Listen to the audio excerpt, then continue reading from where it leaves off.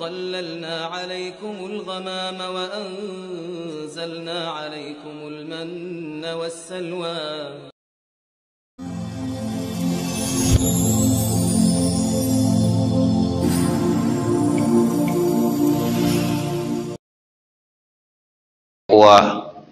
ni Waislamu, hali ya kuwa tuna furaha na bashasha na nderemo kwa kuipata Ramadhani.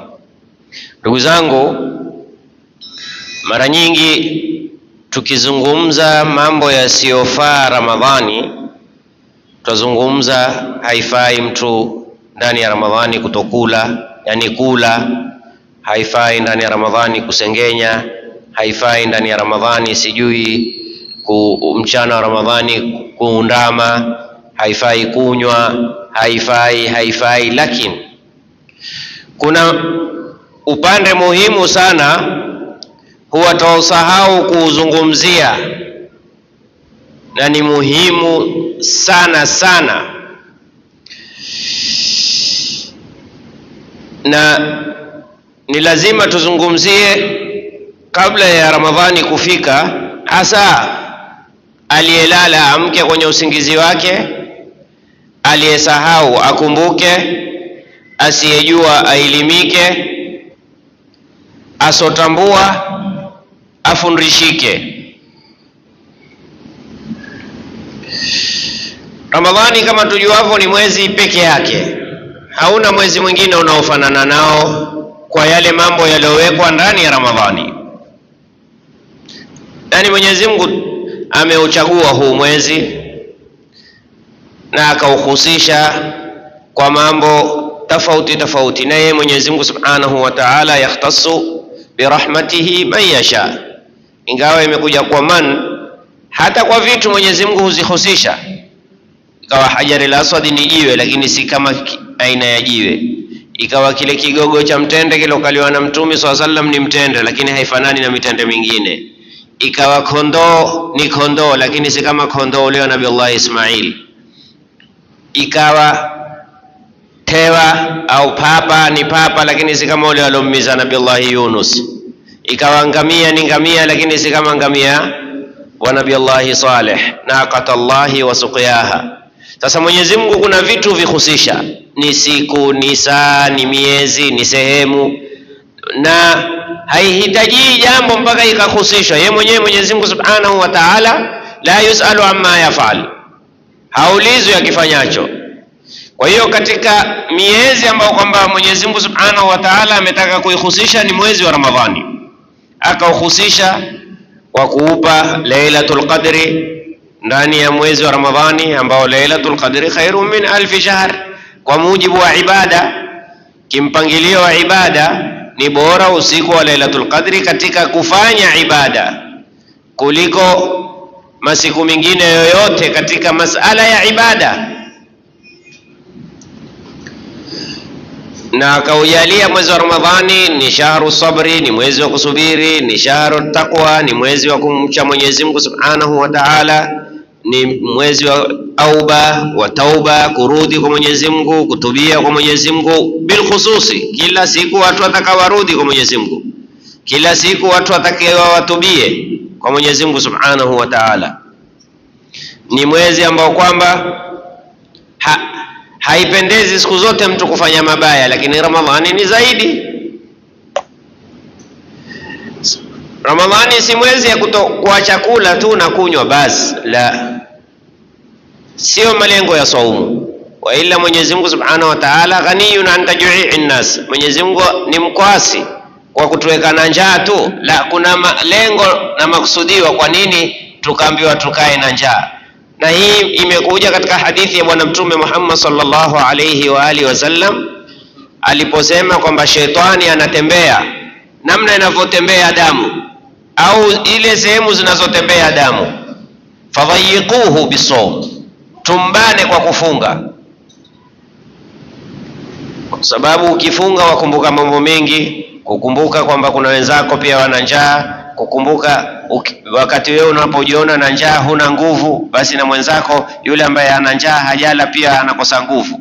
Wakati unapofurahi kwa ufuturu, wala sasa ujue mwenzako pia ukimlisha raha ile ile uipatayo wewe wakati wa kula na yeye anaipata, na hikma nyingi, lakini ujumbe ni utakao ni hunu.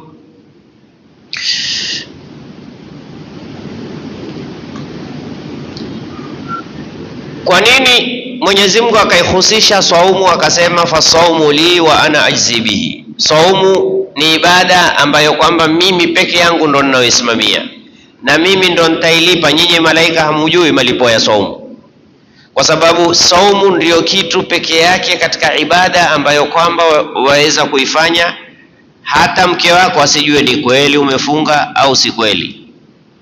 Ni Mola wako ndo anajua ukweli. Sasa ni moja katika ibada nzito ya kuonesha namna gani wewe wamuogopa Mwenyezi Mungu siri na dhahiri. Sasa ibada kama hii inaonesha tofauti baina muumini wa kweli na mnafiki. Mnafiki yaweza kuonesha mbele za watu akaja akatoa na darasa msikitini, kumbe hafungi wala. Sasa la muhimu ni hili, waelewe wale wanaofunga Ramadhani na wao wana haki za watu wamezichukua. Hakuna saumu ya mlaji haki ya mtu.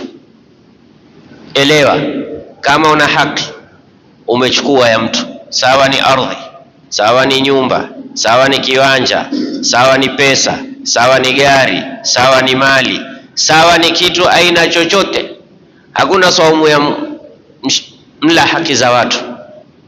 Hakikisha Mungu hana haja wewe ukae na njaa. Mungu ana haja wewe umtu yeye, na hakuna kitu kizito kwa Mwenyezi Mungu kama hukuku nas, haki za watu.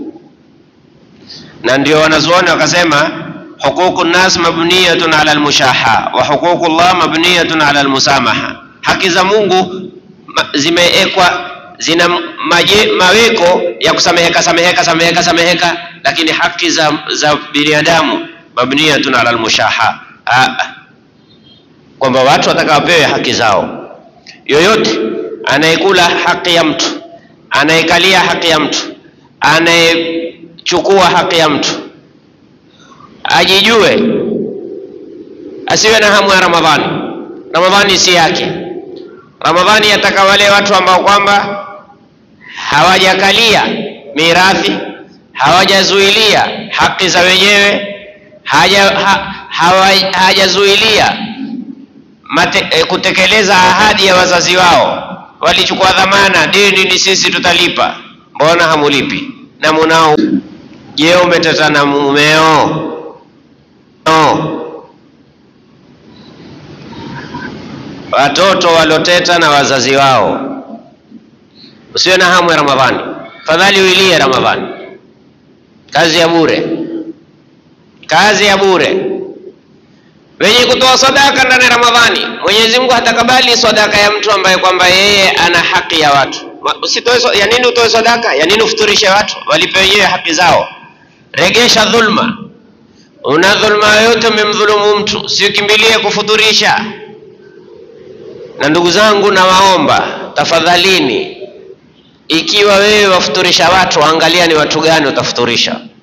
Kuna watu Ramadhani hawajui kufuturisha ila matajiri. Sijasema haifai kumfuturisha tajiri, lakini je, tajiri hahitaji futari yako? Wamlazimisha tu. Na mimi niliwaambia kama mtaka kweli kufuturishana ni kwa bahasha, ni futari nzuri. Ya nini wewe lazima watu waje kwako? Wewe si wataka thawabu? Bahasha ina thawabu zaidi kuliko hata chakula. Khalas, atafurahi yule unayemwalika. Toa msikitini, kuna watu wengi miskini wangoja futari hiyo, wape. Lakini usije ukatoa kidogo ukaita ngumi tena hapa. Kwa hiyo hakuna futari ya mtu ambaye kwamba yeye ni dhalim, amechukua ukalia mirathi ya watu, ana mali, dhulma ya watu, amepokonya ardhi, nyumba, mali, sehemu, gari, mandorudisha dhulma. Mtume sallallahu alaihi wasallam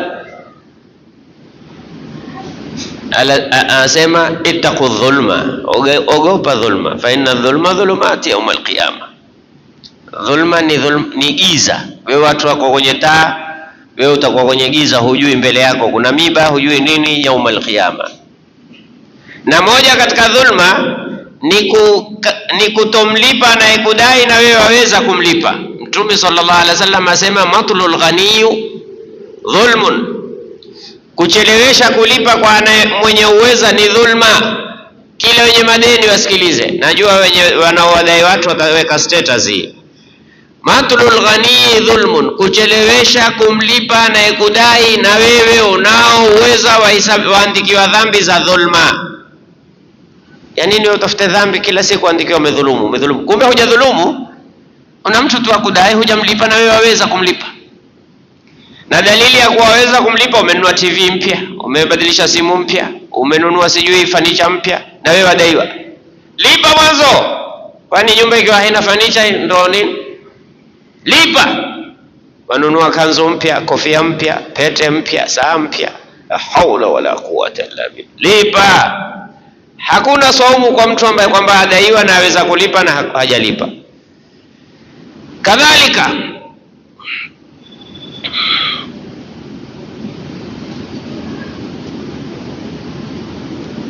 yoyote atakaye kufuturu au kufuturisha kwa mali ya kuiba. Kuna watu fanya kazi mpaka Ramadhani wao hutukua mali ya kuiba.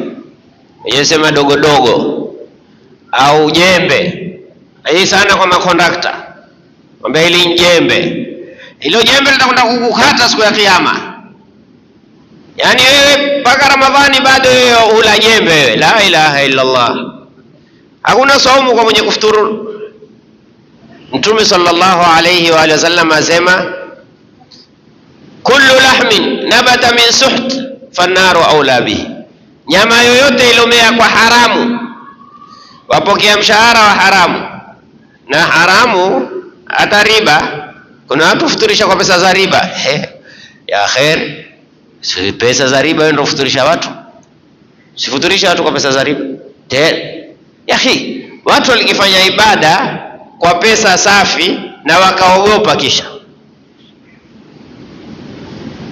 wakiogopa na ni pesa za halali. Sisi hulisha watu kwa pesa za haramu na hujifakhirisha, utangaza mitandaoni, leo futari, leo kuna futari ndovu kwako upenda ukula, lakini angalia ndovu kwa Mungu. Angalia ni watu gani unaowafuturisha. Lakini Mwenyezi Mungu ana ghera. Ukiwa pesa zako za haramu utawaita watu wasiokuwa na maana kuwafuturisha. Ni hao wengine hawana nafasi ya kufuturisha, mpaka viongozi wengine hata si Waislamu hufuturisha wengine hata si Waislamu. Hela kuna futari asiokuwa Muislamu, umesikia wapi we? Futari sisi Waswahili, mtu tu kama hakufunga humuita nani? Kobe. Kisha umwambia yeye wewe una futari leo. Kobe hana futari, ni Muislamu, hakula, hana futari. Hata mgonjwa haambiwi pelekee naye futari, kwa sababu mgonjwa hakufanya nini? Hakufunga. Leo ulimsikia futari ya wagonjwa? Sasa kuna futari ufuturishwa wasiokuwa Waislamu. La ilaha illa Allah. Lakini ni dalili ya kiwa wewe hutaki Mungu hataki chako, hukupeleka ufanye mahala sipo pake. Ikiwa Mungu hataki chako, hukupeleka mahala ukafanya sipo pake, angalia futari yako wafuturisha nani? Zaka zako hapa watu aina gani? Usende umra na wewe una dhulma, una mali umeiba, una mali umepokonya, una mali umeanyakua, rudisha hiyo, muhimu zaidi.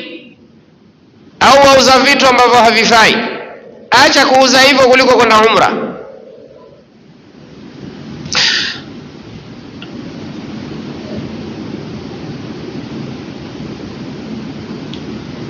Kadhalika waambie, tuambizane, yoyote ana mirathi ya mzee wake ameishikilia yeye au amedai yeye ndo ana haki zaidi, hana saumu, amewanyima ndugu zake hiyo mirathi, hana saumu. Una haja kufunga, una haja kutoa zaka, una haja kutoa sadaka. Mwanzo tekeleza haya, ni mambo muhimu sana. Usikimbilie kwenda umra. Watu wengi ukimbilia kwenda umra kutaenda kufuta madhambi. Umra haifuti madhambi ya haki za watu. Umra haifuti dhambi za dhima za watu.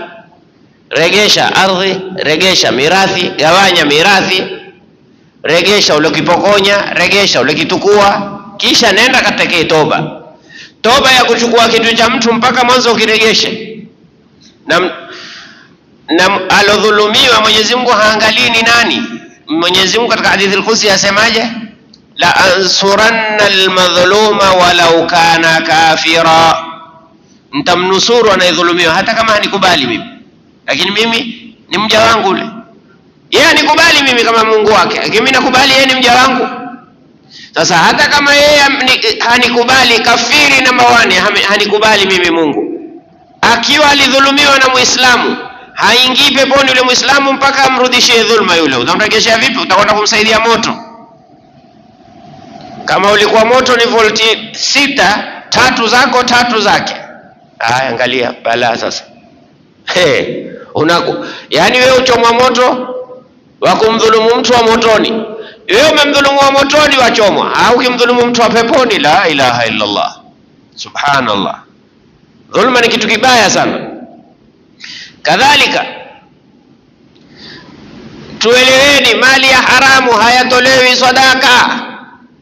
Mali ya haramu, inna Allaha tayyibun la yaqbalu illa tayyiba. Mungu ni msafi, Mungu ni mzuri, hakubali ila kizuri. Wewe huna cha kutoa ila kibaya cha haramu tu. Wewe kuganyia watu pesa za haramu. Usihesabu umetoa sadaka. Usihesabu. Hakuna sadaka haramu. Wala hakuna. Usitukue mali ya haramu ndio ndio kufanyia umra au kufanyia hija. La. Fanya kwa pesa ya halali. Fanya kwa pesa ya halali. Lakini wewe mwenye kupewa pesa huna makosa kwa Mungu. Mtu ana pesa za haramu akakupa wewe, huna makosa. Lakini yeye sijihesabu amefanya. Mtu amekupeleka umra kwa pesa za haramu, kosa yeye na Mola wake, lakini wewe umra yako sawa sawa. Na napenda niusuie kitu kimoja hapa. Ukiweza kumpeleka mwenzako umra ikiwa wewe umekwenda, ni bora kuliko uende wewe. Ukiweza kumpeleka mwenzako umra ni bora kuliko kujipeleka wewe, kwa sababu yeye atapata thawabu amefanya umra, na wewe pia utapata thawabu kufanya umra. Kisha yeye akikosea, wewe thawabu utazipata za makosa utazipata sawa. Lakini ukienda wewe ukikosea una makosa katika umra, lakini hata yeye akifanya makosa wewe thawabu zako utazipata sawa sawa kamili. Na watu kimbilia kila mwaka atakufanyia yeye umra. Peleka jamaa zako. Sijakwambia nipeleke mimi, lakini peleka jamaa zako. Wewe saa zote kila mwaka ni wewe, hebu peleka na wenzako. Kadhalika tumalizie hapa. Yoyote ambaye kwamba hawatazami watoto wake vizuri, Ramadhani yani hawaangalii haswa. Kwanza ndugu zangu, sisi wana masuhulia ya watoto ni kula, lakini mimi nakwambia masuhulia ya watoto kwanza ni wamjue Mola wao. Yoyote ambaye hakuwasimamia watoto wake juu ya kumjua Mola wao, huyo si mtu wa Ramadhani. Hakikisha. Pili ndio kula. Yoyote asimsimamia mke wake katika kujistiri. Mke wako hutoka kaipamba, mke wako ndio tangazo kubwa kwenye mitandao. Saa zote utaliona yeye limekaa mbembe, halina haya, halina heshima, halina murua, tena na maji makeup juu yake. Kisha wewe na wewe hesabu mume, kisha wakubali na wewe utangazwe. Yaani kama yule mke atangaza, muangalieni dayuthi wangu huyo. Mwanamke yoyote anayemtangaza mumewe na yeye amejipamba, uso ametia makeup, na mume manake lugha haisemi, lakini lugha ichukue nini? Mulioko mitandaoni, njoni muangalie dayuthi namba 1 ndio huyu mume wangu. Sasa na wewe kama utakubali, shauri yako. Mwanamke hajakatazwa kujipamba, lakini amekatazwa kuonesha lile pambo alilojipamba. Mwanamke humpambia mumewe. Wewe mitandao pamba ya nani? Kisha mke una mume, wewe hesabu wewe si hesabu una mume, hesabu una duyuthi. Duyuthi ni yule mwanamume asokuwa na wivu na mkewe. Mkewe hana wivu naye. Mkewe aweza kupiga picha sijui na huyu, aweza kusalimiana na huyu, aweza kuhagiana na huyu, tena wenyewe tunkutana sijui wanahitaje watu wenye maselebu sijui content sijui ma influencer, maana yake influencer wa motoni. Yani hii dini imekuwa wanawake wa Kiislamu na wanaume wa Kiislamu wao wako tayari kufanya content bila kumtunga Mwenyezi Mungu. Mtu ataakti na mwanamke si mkewe. Nini hakuna kuelimisha watu kwa haramu. Taelimisha watu kwa halal. Yani mimi niwaelimishe kwamba tembo hulewesha kama hivi nkanywa, angalieni kama robo santa anza kulewa atimiwa funde. Kuna bwana mmoja alikuwa si msomi, amepelekewa kesi. Ni mtu apenda kuvaa nguo za kishekhe, akapelekewa kesi. Akaambia bwana, huyu mtoto adai mali ya mirathi na Mwenyezi Mungu ametuambiaje, fa in anastum minhum rushdan fadfa'u ilayhim amwalahum. Mkisha kujua amebalighi, wapeni pesa zao. Mwambie yule kijana, wewe umebalighi? Akamuita mwanamke, hela njoo ustarehe naye niangalie. Atatoka na mani? Haya, hati ataka ushuhuda. Pumbavu. Baka yule kijana amemaliza, kweli mmeona ametokwa na mani, amebalighi. Hayafanywi namna hii, kufundishana kwa haramu. Sasa na wewe unataka kuelimisha watu, unataka kuelimisha jamii, fanya moyale. Mtukue ukhti yako, muakti asiwe na pambo tu. Lakini utukue mwanamke hamuhusiani, mke wangu mume wangu, haramu hiyo. Kwa hiyo mwanamume yoyote ambaye kwamba yeye atakuwa hasimamii familia yake kisawasawa, hana Ramadhani wewe. La mwisho nimalize. Mtoto yoyote atakayewanyanyasa wazazi wake, una haja ya kufunga. Mimi ushangaa mtu kuuliza swala, ufaa kumpa babako zaka? Yani wewe babako mpaka huwezi kumsaidia baba kwa zaka? Huna adabu sana wewe mtoto. Si nyinyi, naambia wewe mtoto. Yani mtu akuuliza, Sheikh, yafaa kumpa babako au mamako zaka? Yani wewe huna pesa ya kumsaidia. Unajua sisi Kenya hapa hakuna zaka chini ya 100,000. Yani wewe kwenye 100,000 to 2,500 ndio za zaka. Yani kwenye 2,500 za zaka huna uwezo katika zile 100,000 kumpa babako mpaka umpe kwenye ile zaka. Wewe kijana una adabu wewe? Wewe kijana una heshima wewe? Wewe hata kama kofi. Haitakiwi jamani. Kuna watu hata wazazi wao wakanyanyasika tena ndani ya Ramadhani, miskini. Wallahi kijana atakaye kupata Lailatul Qadri kwa fungu kubwa ni yule ambaye wazazi wake, mzee mimi nataka upumzike Ramadhani, usifanye lolote, mahitaji yako yote juu yangu. ظللنا عليكم الغمام وأنزلنا عليكم المن والسلوى